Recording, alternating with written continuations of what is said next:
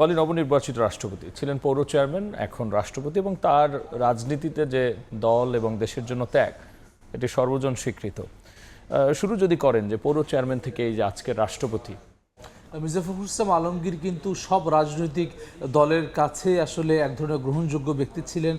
সব মত সবার কাছে কিন্তু তিনি সর্বজন শ্রদ্ধেয় এবং দীর্ঘদিন আপনি যেমন বলছিলেন যে ঠাকুরগাঁওয়ে পৌরসভার তিনি চেয়ারম্যান ছিলেন, স্বতন্ত্রভাবে নির্বাচিত হন। এরপরে কিন্তু দীর্ঘ পথ পরিক্রমা তিনি পাড়ি দিয়েছেন, বিএনপির বিভিন্ন দায়িত্ব পালন করেছেন, ঠাকুরগাঁও জেলা বিএনপির সভাপতির দায়িত্ব পালন করেছেন, সংসদ সদস্য ছিলেন এবং সবচেয়ে বড় ঘটনা যেটি যে দীর্ঘ ফ্যাসিবাদের সময় তিনি বিএনপির হাল ধরেছিলেন, মহাসচিবের দায়িত্ব পালন করেছেন, শুরুতে ভারপ্রাপ্ত, পরে দীর্ঘ সময় মহাসচিব হিসেবে দায়িত্ব পালন করেছেন। সব মিলে বলা ছিল বিএনপি নেতাকর্মীদের কাছে আস্থাভাজন তিনি ছিলেন। একই সঙ্গে সব রাজনৈতিক দলগুলোর কাছে কিন্তু তার একটি অন্যরকম আস্থা শ্রদ্ধার জায়গায় তিনি ছিলেন। আজকে তিনি বাংলাদেশের 23তম রাষ্ট্রপতি হিসেবে তিনি নির্বাচিত হলেন। আমরা জানি যে প্রতিদ্বন্দ্বিতামূলক নির্বাচন হলো এটি 35 বছর পর 1991 সালের পরে, যেখানে মির্জা ফখরুল ইসলাম আলমগীরের প্রতিদ্বন্দ্বী ছিলেন অলি আহমদ, যিনি বিরোধী দল থেকে মনোনীত হয়ে প্রতিদ্বন্দ্বিতা করেছেন। মির্জা ফখরুল ইসলাম আলমগীর 255 ভোট পেয়েছেন। এটি আপনি জানেন যে যারা সরাসরি নির্বাচিত সংসদ সদস্য এবং একই সঙ্গে সংরক্ষিত নারী আসনের সংসদ সদস্য সব মিলে 248 জন ভোটার, তার মধ্যে 255 ভোট পেয়েছে মির্জা ফখরুল ইসলাম আলমগীর, 88 ভোট পেয়েছেন অলি আহমদ।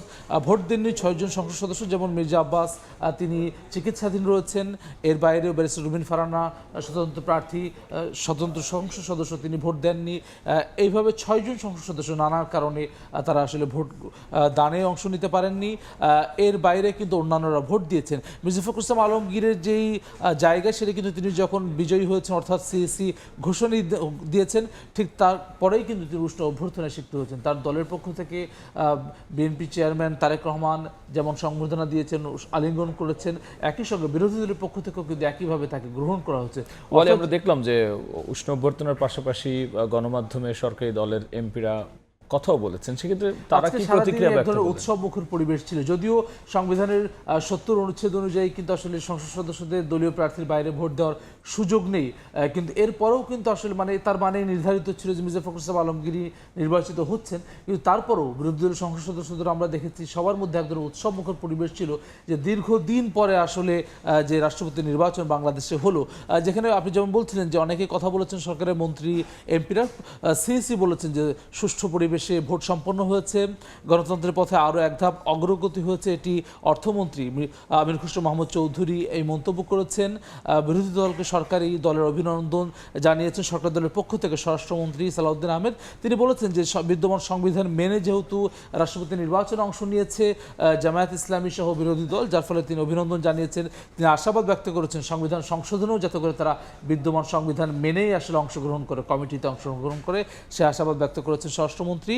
গণতন্ত্র সুসংহত হচ্ছে এই নির্বাচনের মধ্য দিয়ে, চিফ হুইপ নুরুল ইসলাম মনি এমন মন্তব্য করেছেন। আপনার সব মিলিয়ে বিভিন্ন স্তরের নেতাকর্মী যারা ছিলেন, অর্থাৎ সংসদ সদস্য, বিএনপির বিভিন্ন জায়গায় নেতৃত্ব পর্যায়ে রয়েছেন, কেউ ভাইস চেয়ারম্যান, কেউ যুগ্ম মহাসচিব, কেউ স্থায়ী কমিটির সদস্য, আর সবাই কিন্তু আসলে যার যার জায়গা থেকে দেশকে আরও এগিয়ে নিয়ে যাওয়া, গণতন্ত্রকে আরও সুসংহত করা, সেই আশাবাদগুলোই কিন্তু আসলে ব্যক্ত করেছেন।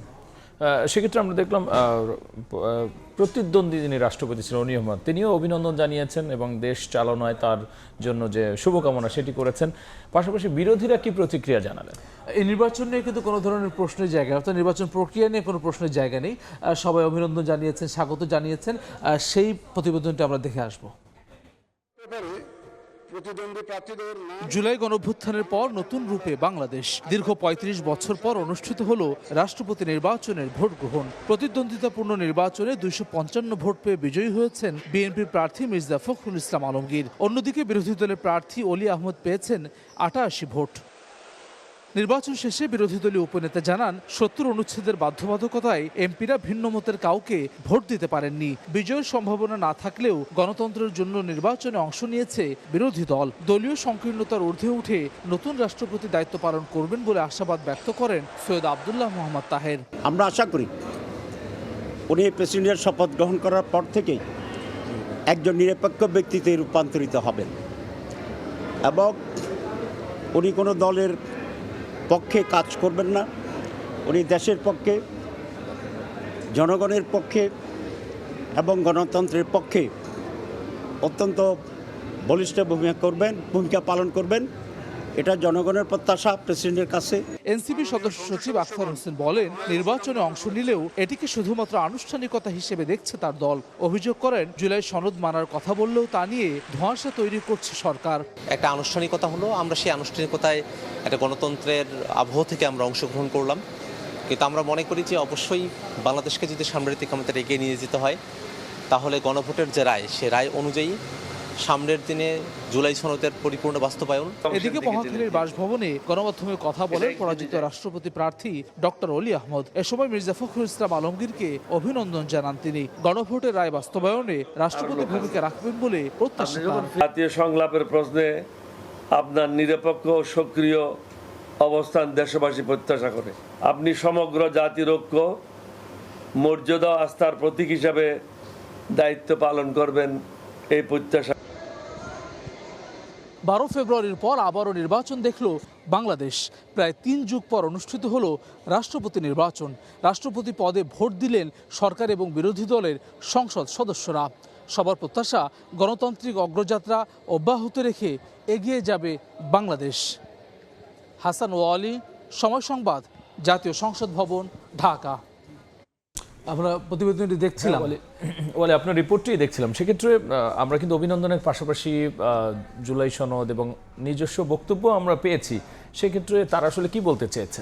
এটি আসলে মূল বক্তব্য যেটা আজকে সারাদিন ধরে ছিল বিরোধী দলের, সেটি হচ্ছে 70 অনুচ্ছেদের সংশোধন যদি হতো, অর্থাৎ জুলাই সনদ অনুযায়ী যেভাবে হওয়ার কথা ছিল 70 অনুচ্ছেদের পরিবর্তন সংশোধন, সেটি হলে পরে সংসদ সদস্যরা নিজ দলের বাইরেও ভোট দিতে পারতেন, অর্থাৎ নানান সমীকরণটা পরিবর্তন হতো। সেটি নিয়ে আসলে কথা বলেছেন বিরোধী দলের সংসদ সদস্যরা। জুলাই সনদ নিয়ে ধোঁয়াশার অভিযোগ করেছেন এনসিপি সদস্য সচিব আখতার হোসেন। তিনি বলছেন যে বিএনপি জুলাই সনদ মানার কথা বলছে, কিন্তু আসলে তারা এটি পুরোপুরি বাস্তবায়ন করছেন এমন অভিযোগ করছেন। গণতন্ত্র রক্ষায় নির্বাচনে অংশগ্রহণ করার কথা জানিয়েছেন বিরোধী দলীয় উপনেতা সৈয়দ আব্দুল্লাহ মোহাম্মদ তাহের। তিনি বলছেন যে নির্বাচনে পরাজয় জেনেও আসলে জামায়াত বিরোধী দল তারা নির্বাচনে অংশগ্রহণ করেছেন যে গণতান্ত্রিক প্রক্রিয়াটি এগিয়ে নিয়ে যাওয়ার জন্য।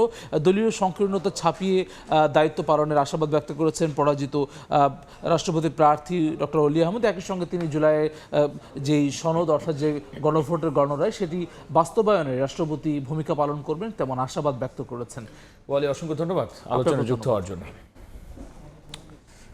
নতুন রাষ্ট্রপতি মির্জা ফখরুল ইসলাম আলমগীর এবং রাষ্ট্রপতিকে অভিনন্দন জানিয়েছে, বক্তব্য দিয়েছে সরকারের বিরোধী দল এবং পাশাপাশি তাদের অন্যান্য প্রতিক্রিয়া নিয়েও বিস্তারিত আলোচনার জন্য স্টুডিওতে যুক্ত হয়েছিলেন সহকর্মী হাসান ওয়ালি।